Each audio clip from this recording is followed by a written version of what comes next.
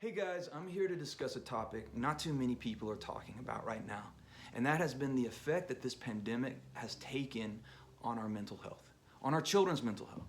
Many of you know I work on a pediatric mental health unit where we take care of kids as young as 3 years old, 3 to 17.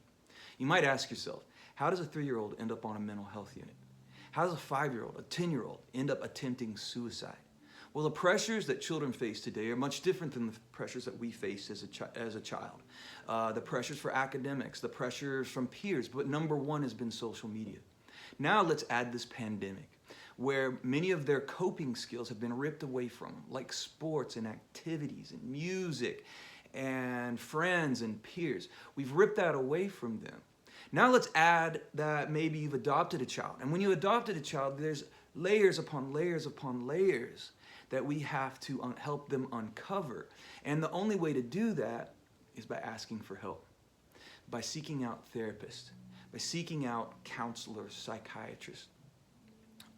As adoptive parents, it is our responsibility to not just be there when the times are great and beautiful, because they are, but also be there when it gets dark and it gets hard. Recently, one of my boys started waking up agitated and angry, and this went on for weeks. It ended up in this moment of just total eruption, and then that's finally when we reached out and got help. Come to find out, he said, "Dad, I can see my friends on this computer, but I can't talk to them. I can't interact with them, and it makes me feel sad and lonely."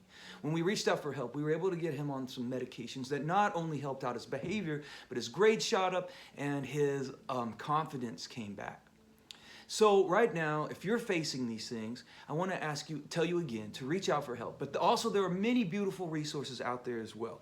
So Jockey, being family, right now has released 44 children's books that touch on the topic of mental health. I'm going to put the link to it in my bio so that you can have access to these books. These books can help spark those conversations that help us clear the surface and start getting deeper and deeper into the layers of our children. Yes, so right now, if that's you and you are facing depression, you are facing anxiety, your children are facing depression and anxiety, you know, we can't be objective enough often to uncover our own issues. We need outside help. We need another voice. We just don't know what we don't know. There are many beautiful, skilled, and educated people ready at this very moment to help you in the midst of this mental health crisis that we are all facing.